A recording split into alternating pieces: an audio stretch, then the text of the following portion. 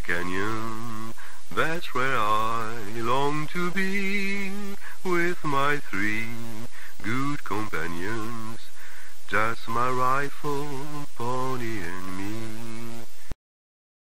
Bonjour à toutes et à tous, très content aujourd'hui pour ce nouvel épisode d'une nouvelle émission d'ailleurs qui s'appelle Carte Blanche où je reviens vers des confrères ou consoeurs youtubeurs, youtubeuses et vous allez voir dans d'autres émissions, il y aura d'autres personnes que j'ai aussi rencontrées mais qui ne font pas partie de ce média-là. Et là, c'est vraiment pour le coup d'aller les revoir et de poursuivre une conversation.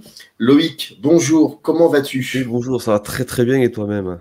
Eh ben écoute, très bien, je suis très content. On a fait il y a quelques jours de cela ce live incroyable sur Star Wars et Sur Star Wars, ouais. Sur Star Wars effectivement et je suis assez content de te retrouver.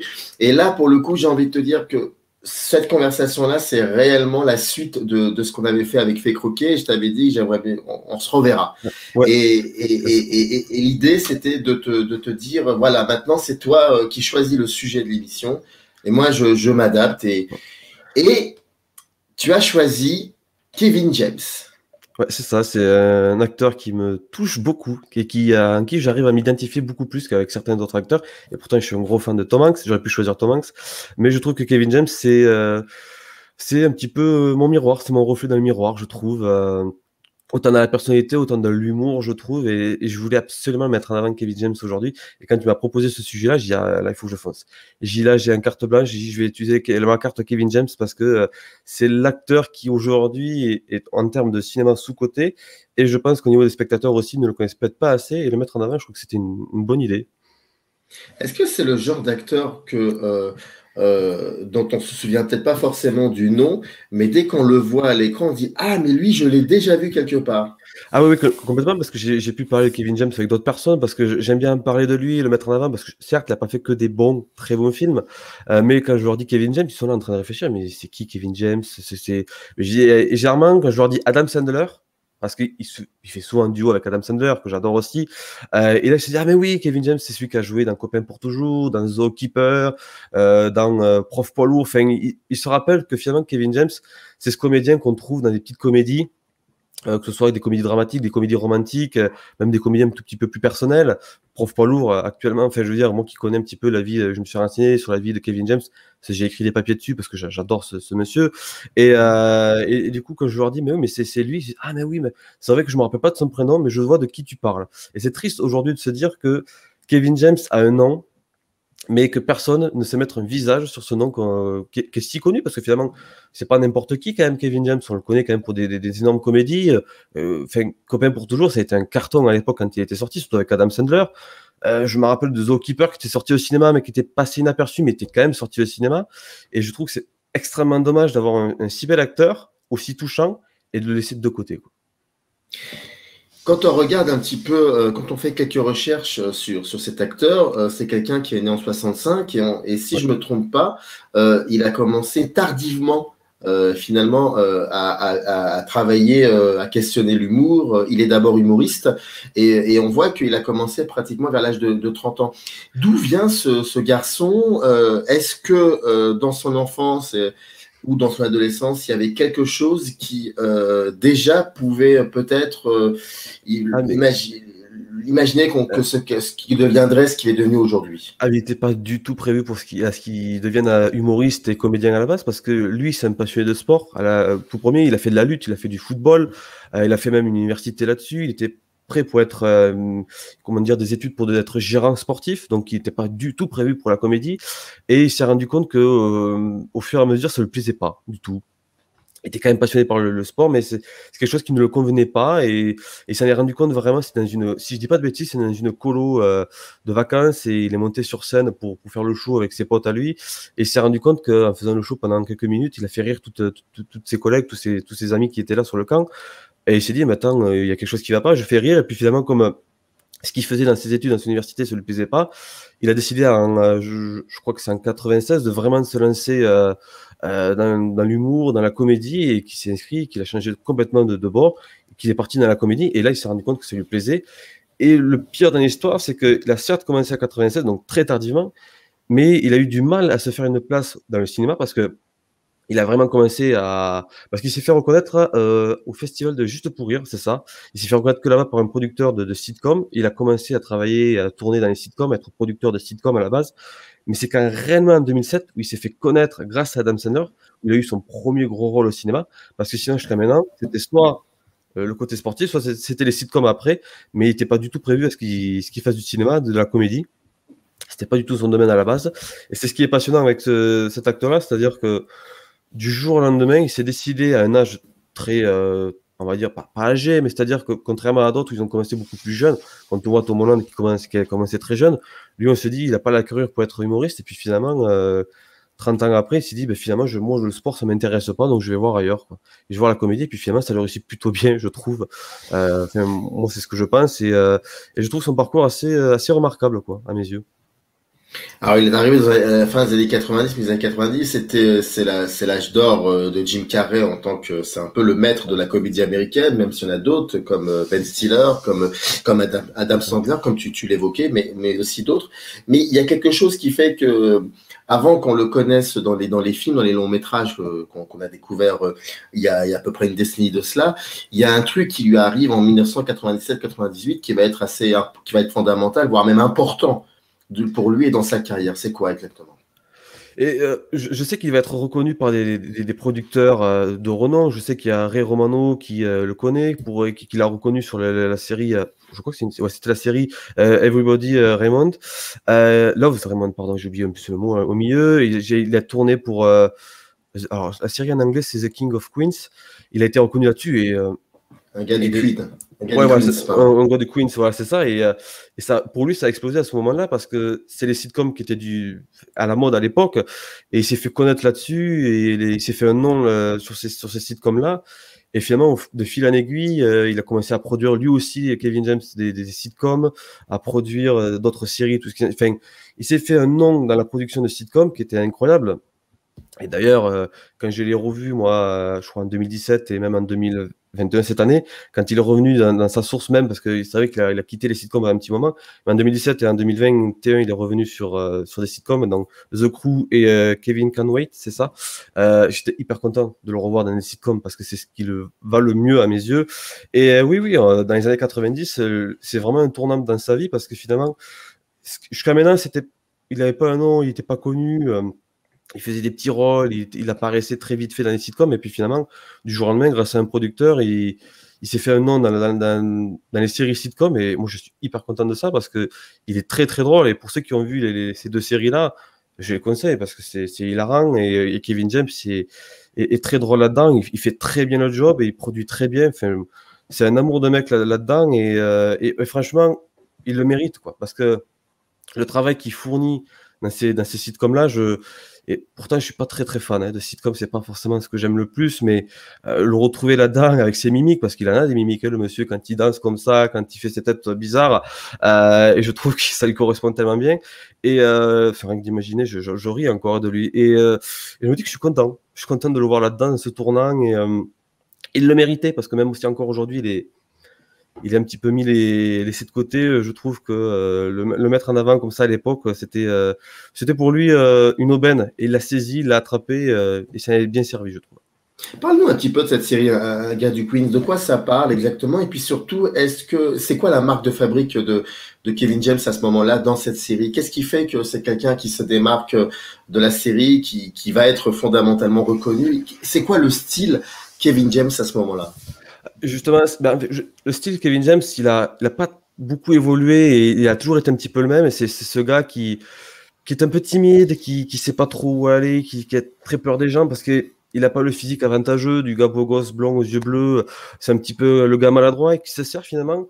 Il arrive à s'en sortir grâce à son humour, grâce à sa maladresse qui est hilarante et grâce à ses mimiques qu'il a, parce qu'on le voit, il y a qu'à voir taper Kevin James sur Google. Les têtes qu'il fait, c'est des têtes vraiment très comique. Et déjà à l'époque, dans les années 90, il se servait de son humour-là, il se servait de justement, on va dire c'est pas un physique désavantageux, mais c'est-à-dire que aujourd'hui, on le sait très bien comment ça se passe dans la société. Si on est un petit peu rond, on a un petit peu de poids, on est laissé de côté parce que le physique ne correspond pas, et du coup, forcément, il se sert de ça pour faire rire les gens. Et dans ces sites comme là, c'est dans le gars du Queens, qui est une bonne série, qui parle de ce mec qui vit dans le Queens et qui est laissé de côté. Et il joue là-dessus aussi. Et déjà à l'époque, c'est ça qui est fou, c'est-à-dire qu'il n'a pas changé plus que ça. Dans les années actuelles, il a toujours ses mimiques, il a toujours ses rictus, cette façon de parler aussi, et ses convictions, parce qu'il a aussi, malgré tout, des convictions, Kevin James, que j'adore. Et c'est quelqu'un qui est amoureux de la vie, qui adore les gens, qui adore faire rire les gens, et c'est quelqu'un qui voilà, il embrasse la vie, il aime pas les gens qui sont coincés, il aime quand les gens sont un petit peu décoincés, qui adorent s'amuser, déconner. Il le dit souvent dans ses spectacles. Le dernier qui était sur Netflix, c'est Never Give Up, je crois. Never Don't Give Up, pareil, il le redit parce que c'est quelque chose qui lui tient énormément à cœur. Et je vois que dans cette série-là, déjà à l'époque, dans les années 90, il savait s'amuser, il savait utiliser, on va dire, son corps pour faire rire les gens. Et rien que pour ça, ça fait une série vraiment extraordinaire. Alors c'est vrai que je ne l'ai pas revue à l'occasion parce que c'est vrai que c'est très difficile à trouver déjà. La série, j'ai essayé tant bien que mal, mais j'ai pu regarder quelques vidéos sur YouTube, des extraits, même quelques épisodes pour me rappeler un petit peu, et j'avoue que ça me fait toujours autant rire, et que je trouve la série toujours aussi réussie. Après, je suis pas objectif, il y a Kevin James dedans, donc forcément mon objectivité est vraiment laissée de côté. Mais ouais, c'est la patte Kevin James. Il faut pas s'attendre à avoir du chef-d'œuvre à la Tom Hanks. C'est notre style. C'est ce gars tranquille, c'est ce gars qui se prend pas la tête, qui adore, parce qu'il joue beaucoup sur l'improvisation aussi. C'est-à-dire que les mimiques qu'il fait, même la manière de parler, ou même parfois les répliques, il faut savoir comme Adam Sandler, c'est souvent c'est instantané, quoi. C'est pas surjoué, c'est vraiment ils sont nature, et c'est ce que j'aime aussi, et c'est ce qui est reflété dans la série The King of Queens, un gars des Queens, et rien que pour ça, je dis chapeau bas, parce que l'improvisation, c'est ce qu'il y a de plus difficile, je trouve, à faire, et surtout à réussir à faire rire grâce à l'improvisation. Et Kevin James sait très bien le faire. Mais pour improviser aussi, je pense qu'il faut être en parfaite osmose avec le partenaire, le compagnon, Oui.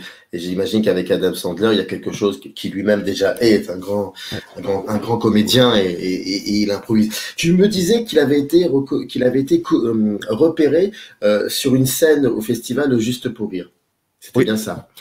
Est-ce que tu peux m'expliquer un petit peu, non pas ce qu'il foutait là, bien évidemment, mais généralement, quand un humoriste est sur scène et qui balance son texte ou qu'il improvise, il est identifiable à son style de vanne, mais aussi au thème qu'il aime bien questionner. C'était quoi, lui, Kevin James, sur scène? Alors, franchement, pour le festival de Juste pour rire, j'ai fait pas mal de recherches, j'ai vraiment rien trouvé de particulier, j'ai même pas trouvé de vidéo, malheureusement, j'ai cherché parce que j'ai regardé quand même ses spectacles, et parce que je suis vraiment fan pour le coup, et j'ai regardé tous ses spectacles. C'est vrai que il s'est fait repérer, vraiment, c'est ses mimiques, c'est son humour, c'est aussi ces spectacles qui sont finalement, il n'y a pas forcément de sujet principal, il n'y a pas vraiment quelque chose, on va dire, où il y a, certains spectacles, ils ont un message à faire parler derrière, enfin, à dire. Là, c'est vraiment un gars qui parle de la vie courante, qui parle des gens qu'on trouve dans la rue, de ses potes. Il parle aussi de son addiction, parce il le cache pas, il adore manger.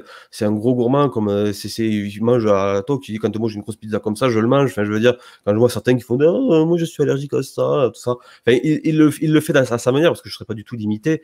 Mais il se fait reconnaître par ça, et je pense que c'est grâce à sa franchise, c'est grâce aussi à sa passion de la vie, je pense, c'est mon avis, qui s'est fait reconnaître au Festival Juste pour rire. Donc il y a la façon de le dire, et il y a aussi la façon d'aimer la vie, et finalement de s'en foutre de tout un petit peu. Il s'en fout de la vie, il s'en fout des préjugés, parce que je pense que, sachant que il a dû aussi vivre des moqueries par rapport à son poids ou autre, parce que depuis tout petit, il était déjà costaud, et il avait déjà du poids, et il a fait lutteur, donc je pense aussi que le monsieur, il ne voulait pas l'embêter, mais il s'est fait. Je pense que le fait est, ça lui a grandi.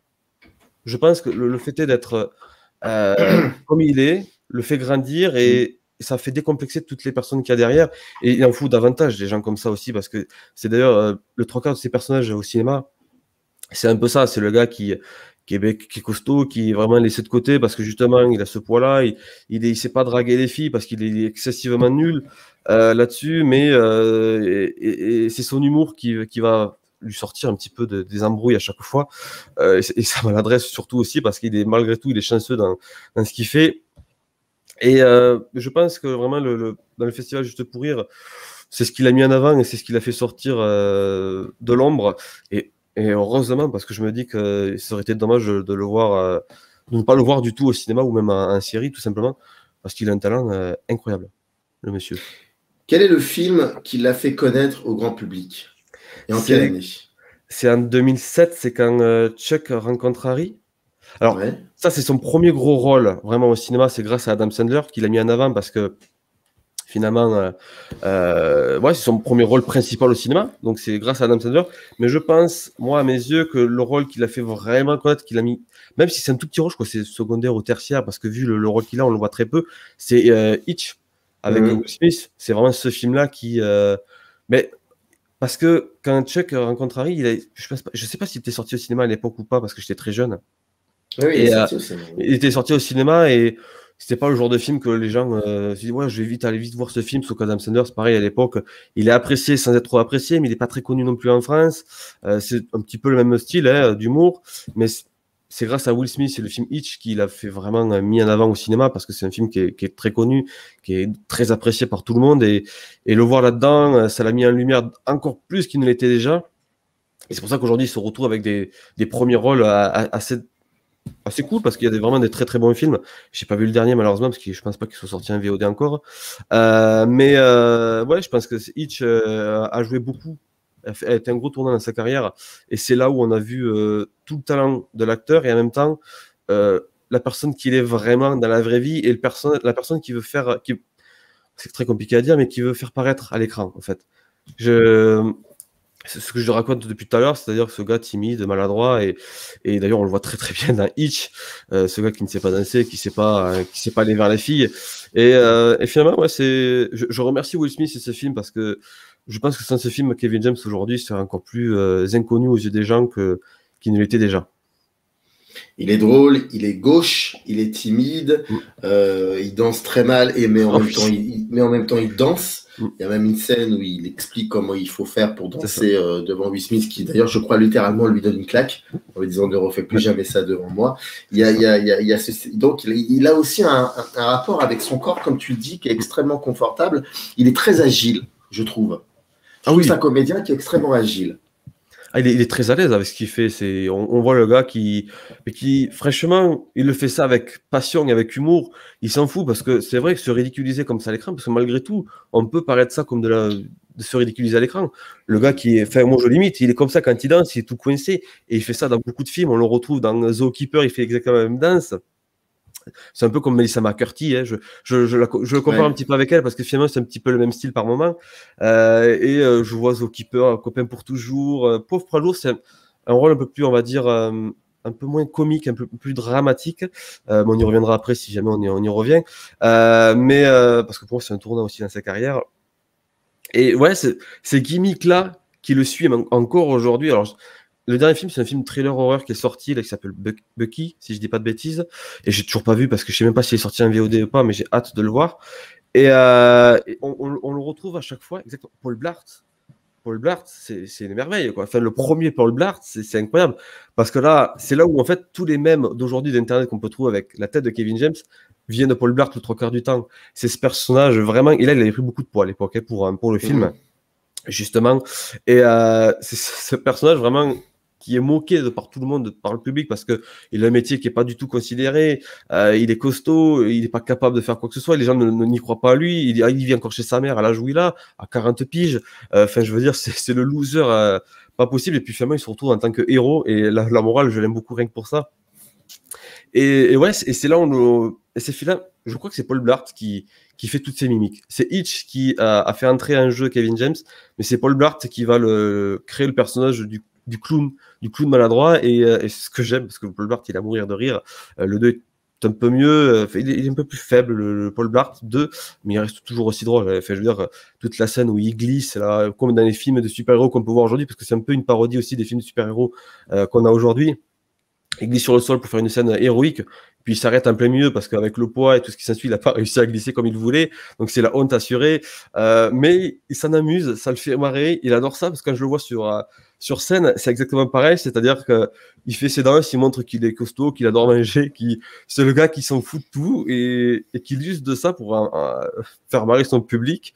Et au contraire, il se dit, les moqueries, je m'en fous, parce qu'au contraire, je me moque moi-même de mon poids, je me moque de mes faiblesses et ça me fait extrêmement rire. Hein. Donc voilà, j'adore, rien que pour ça, je l'adore. C'est pour ça que je m'identifie aussi à Kevin James parce que moi, je suis pas le gars musclé non plus.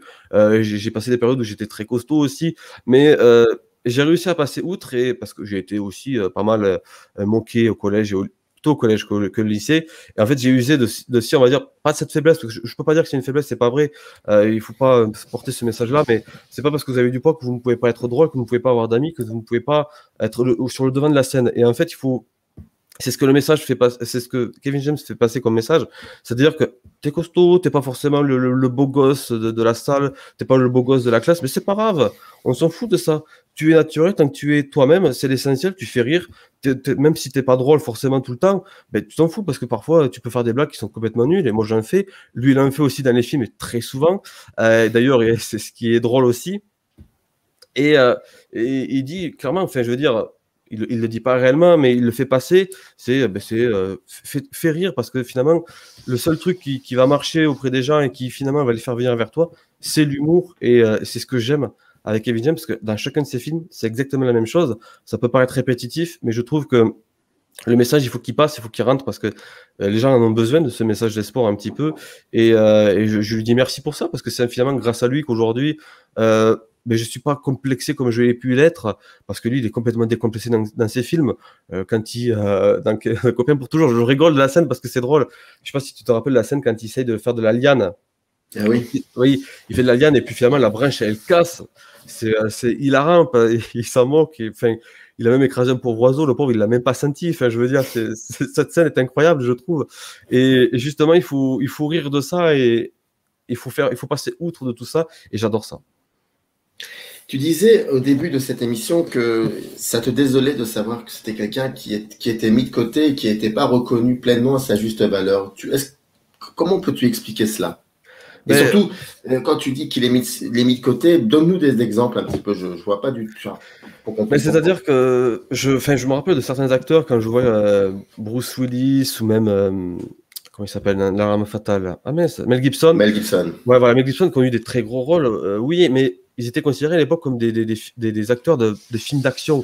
On les voyait que dans des films bourrins, tout ça. Et finalement, il y a un réalisateur qui s'est démarqué avec de tout ça, qui s'appelle M. Night Shyamalan, que j'apprécie énormément, et qui finalement les a mis dans des films pas du tout d'action, où c'était un rôle beaucoup plus dramatique, des rôles un peu plus sérieux. Et voir Mel Gibson dans Signe et Bruce Willis dans Signe, oui, c'est ça, Incassable, ouais, merci. Et Sixième Sens, voilà. Dans Glace. C'est Glace, ouais, pardon. Ouais. Et de les voir dans des films, outre que des films d'action, ça les change. Et au contraire, il faut avoir un réalisateur derrière qui sait maîtriser le sujet. Shyamalan, pour ça, il sait le faire. Hein. D'ailleurs, Mel Gibson, il est transcendant dans le film Signe, et Bruce Willis, c'est pareil. Mais Kevin James, aujourd'hui, quand on prend l'acteur, d'ailleurs, on l'appelle, c'est souvent pour des comédies.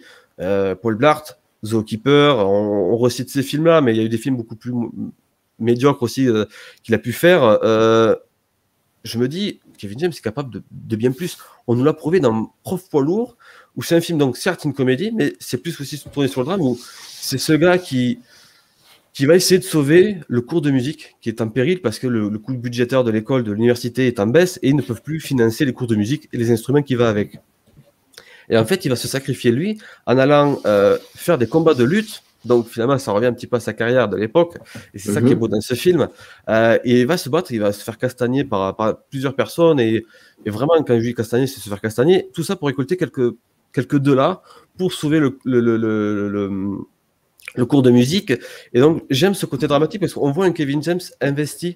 On le voit moins sous le côté humoristique avec ses dents, ses mimiques et ce qu'il peut faire habituellement. Et il est touchant dans le film parce qu'il fait pas ça pour lui, il fait ça pour les autres.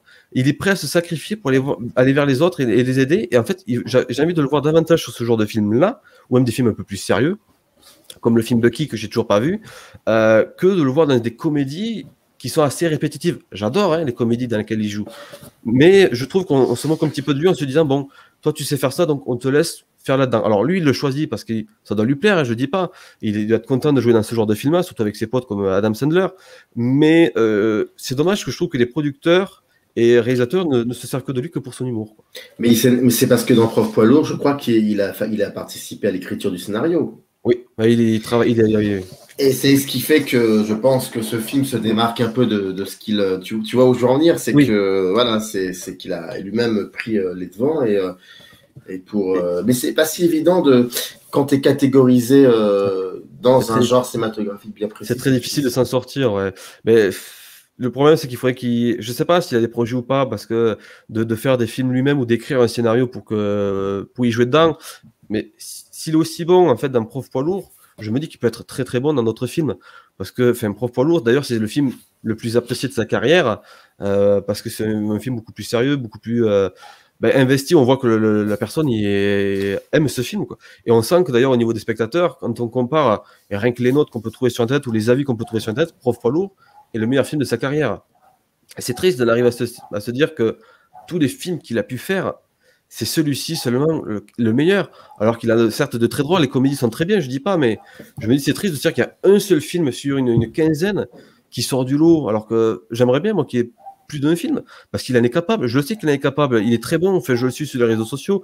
Il est certes très drôle, mais il est très investi dans ses spectacles. Quand il a ce côté sérieux dans les spectacles, on sent qu'il est capable de jouer la personne dramatique, triste, même.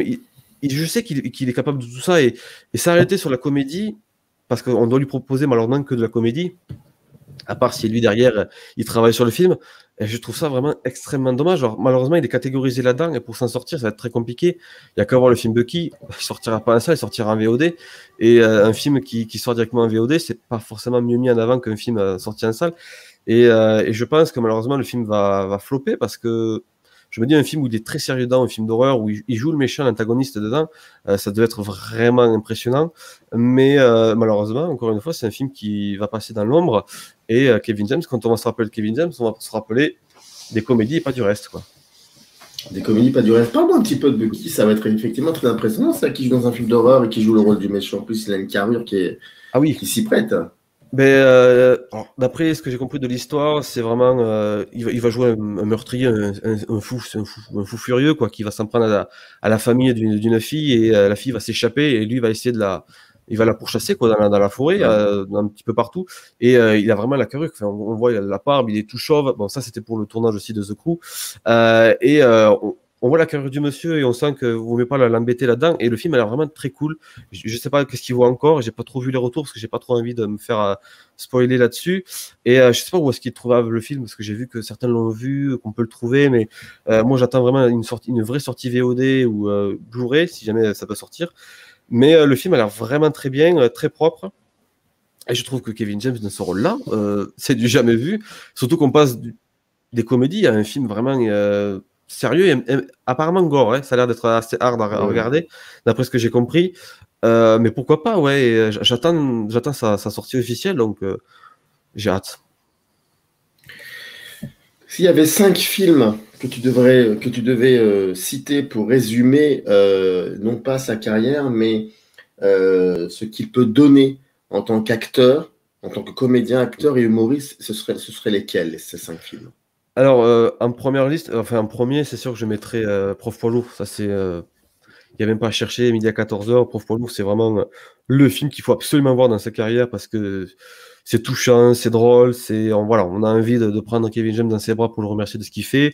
Paul Blart, malgré tout, Paul Blart, qui est une sortie, un film très particulier dit comme ça, mais parce que c'est vraiment presque de la parodie, quoi.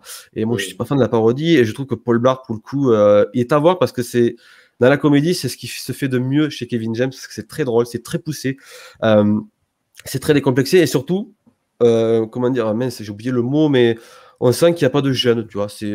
On a fait le film il n'y a pas de, j'ai oublié le mot qu'on dit, mais ils n'ont pas honte de ce qu'ils ont fait, vraiment. Ils sont allés au bout des choses, et je trouve ça très très drôle, et même il y a une belle histoire dedans, quoi qu'il arrive. J'adore Copain pour toujours. Dans sa carrière, je trouve que c'est vraiment pareil. C'est un film d'histoire d'amitié, et moi, l'amitié, ça compte énormément pour moi, parce que je trouve que sans amis aujourd'hui, notre vie est un petit peu morose, et je trouve que cette histoire d'amitié d'un Copain pour toujours, qui est beaucoup décriée dans les critiques, malheureusement, je trouve magnifique, et Kevin James est très très investi là-dedans, ça se voit, qu'il adore la bande de potes avec qui il joue, et parce que le film aussi est très réussi. Adam Sandler, il a fait du très très très bon boulot dedans. 5 films, j'aime beaucoup quand Chuck rencontre Harry aussi. Parce que l'histoire est très belle aussi, parce que finalement ça touche un sujet aussi très sensible, surtout à l'époque, davantage à l'époque d'ailleurs qu'aujourd'hui. Je crois que le film est sorti en 2007, ça parle de l'homosexualité et tout ça. Et pareil, on a un Kevin James qui est très touchant, malgré l'humour qu'il peut y avoir dedans, et parfois un humour très lourd, parce que c'est vrai que l'humour, c'est pas ce qu'il y a de plus fort dans ce film-là. Moi, j'ai eu du mal à rigoler. Par contre, l'histoire est très belle, et on voit que le duo Adam Sandler et Kevin James fonctionne à merveille. Et l'histoire derrière de ce fameux gars qui veut se marier avec son pote, tout ça, pour les papiers, enfin, je sais plus trop le contexte là-dedans.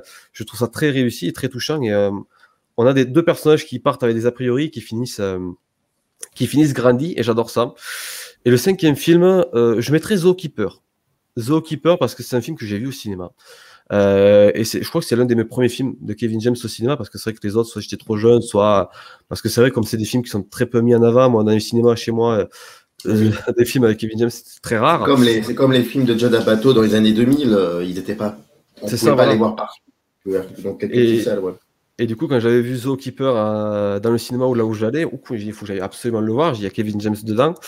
Et j'y suis allé, et très touchant aussi, malgré le côté humoristique, mais il y a une certaine attache, c'est-à-dire l'amitié qu'il peut avoir avec les animaux, parce que la bienveillance qu'il peut avoir envers ces animaux qui protègent dans ce zoo, et aussi ce personnage très, très réservé, très peu sûr de lui, très peu confiance en lui, et qui va essayer de reconquérir son ex, et qui va se rendre compte que pour reconquérir son ex, il faut changer absolument, il faut changer de sa personnalité, tout ça.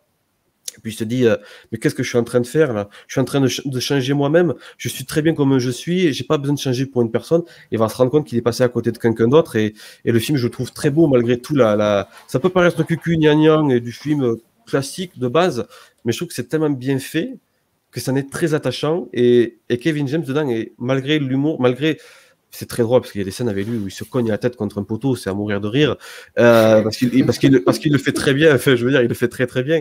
Il y a ce côté très touchant de Kevin James, où on sent que pareil, que dans ce film-là, il est très investi, parce que il y a une histoire dans le film, sans trop spoiler, mais il y a un conflit entre un gorille doublé par Jean Reno. Jean Reno, merci pour le doublage, parce que t'es un monstre dedans.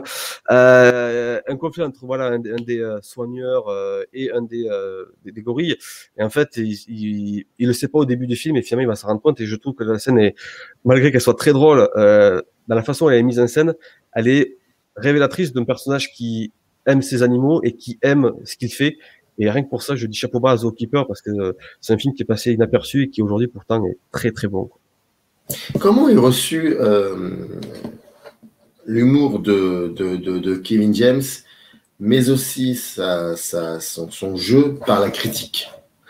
Alors, aux États-Unis, je sais qu'aux États-Unis, le public adore Kevin James, quoi. C'est parce que c'est un humour qui est très apprécié. D'ailleurs, Adam Sandler, il est apprécié pour ça aussi. Aux États-Unis, c'est quelqu'un qui, aux États-Unis, il a son succès, il a son public, il aime ça. En France, ça a beaucoup plus de mal à marcher, parce que je sais pas, il y a quelque chose qui fait qu'en France, ils n'aiment pas cet humour-là, parce que c'est cet humour clownesque, presque parodique, où ça peut paraître lourd, et je peux comprendre, je juge pas là-dessus, je peux comprendre que ça peut paraître lourd pour certaines personnes, parce que c'est un genre de film et le genre d'humour où tu as toute une scène très sérieuse, et puis d'un coup, paf, ça s'arrête pour une blague totalement débile, à la Kevin James ou autre. Enfin, je veux dire, quand il y a des moments d'action dans Paul Blart, tout s'arrête à cause d'une blague vraiment qui est très nulle, mais qui est très très réussie dans la mise en scène. Et je pense que c'est très mal perçu, parce qu'en France, on n'aime pas trop ça. Et pourtant, on va aller applaudir des films comme Taxi au cinéma. Enfin, je veux dire, c'est assez absurde à mes yeux, hein, parce que quand je vois Taxi 5, j'ai bossé au cinéma, dans un cinéma, et je voyais Taxi 5, il faisait des cartons pas possibles en salle, et l'humour est bas de plafond, quoi. C'est vraiment, c'est tellement mauvais que ça n'est pas du tout drôle, alors que Kevin James, il a peut-être un petit peu cet humour-là, mais c'est tellement bien fait, c'est tellement réussi, et en fait, il est tellement fait pour ça, que là, oui, c'est drôle. Parce que derrière, d'une part, c'est vrai qu'il y a un peu plus de budget dans les films, parce que la mise en scène est beaucoup plus réussie, mais en fait, c'est de l'absurde, mais un absurde qui reste cohérent avec l'univers du film. Et c'est pour ça que c'est moi que j'apprécie ça. Mais en France, c'est pas quelque chose que les gens adorent. Et c'est vrai que la comédie, aujourd'hui, je trouve qu'elle est de plus en plus mal vue, je trouve. En France, ça dépend les comédies, bien sûr, parce que je dis des bêtises, mais les comédies comme Adam Sandler ou Kevin James, parce que c'est 2 acteurs en France, Adam Sandler et Kevin James, c'est ça le Mediavoir, on parlera mieux que moi Adam Sandler, parce qu'il s'y connaît davantage, il est fan, je sais, de lui. Je sais pas pourquoi, je l'explique pas des masses, mais il est détesté comme pas possible. À chaque fois qu'on entend parler de ces deux-là, c'est de dire, oh, mais ils ont fait que des films de merde, je vais le dire, Franco. Mais non. Arrêtez de voir juste le côté humoristique qu'on peut voir sur le film, parce que c'est juste un calque, quoi. Je trouve que le côté humoristique, c'est un calque. Il faut aller au-delà. Pourtant, je suis très mauvais dans la suranalyse, dans l'analyse des films. Je suis quelqu'un que j'ai toujours dit, et je le reconnais toujours toute ma vie, que je suis très nul là-dedans. Mais il ne faut pas s'arrêter au côté humour qu'on peut rencontrer dans les films. Il faut aller au-delà aussi du film, comprendre l'acteur, comprendre pourquoi il fait ça. Et je trouve que les gens n'ont pas compris aujourd'hui que ce sont des acteurs comme les autres. Ils sont très, très bons dans leur domaine. Et aussi, ils ne se posent pas la question du fait que est-ce qu'on ne le mettrait pas dans un film un peu plus sérieux? Ça marcherait mieux. Et ils apprécieraient mieux. Parce qu'aujourd'hui, quand on parle de Kevin James ou Adam Sandler, on cite que les films qui sont Copains pour toujours, Quand Chuck rencontre Harry, on ne cite pas les films sérieux. Les films comme Uncut James, qui a certes très bien marché, mais qui, au départ, les gens, quand Uncut James, Adam Sandler est sorti, les gens disent, oh, il y a Adam Sandler dedans, ça va être nul à chier. Puis finalement, ils se sont rendus compte qu'un film sérieux avec un acteur qui adore déconner, finalement, ça a fait quelque chose de plutôt bien. Et les gens aujourd'hui, pour Kevin James, ils vont retenir que des comédies foireuses, on va dire, pour eux, mais pas Prof Poids Lourd. Prof Poids Lourd, ils l'oublient totalement. Le 3/4 ne savent même pas que c'est un film avec Adam Sandler, alors pourtant, il est génial. Et ouais, c'est mal perçu parce que c'est un humour qui n'accroche pas les Français, malheureusement. Aux États-Unis, si, ça fonctionne très bien, mais en France, ouais, cet humour-là, je comprends pas parce que certains, ouais, comme j'ai dit tout à l'heure, l'humour de Kevin James et Adam Sandler, on le reconnaît dans certains films français, voire même parfois encore plus mauvais que ça, mais ils apprécient plus ce qui s'est fait en France que ce que fait Kevin James et dans ses films humoristiques, quoi. C'est dommage.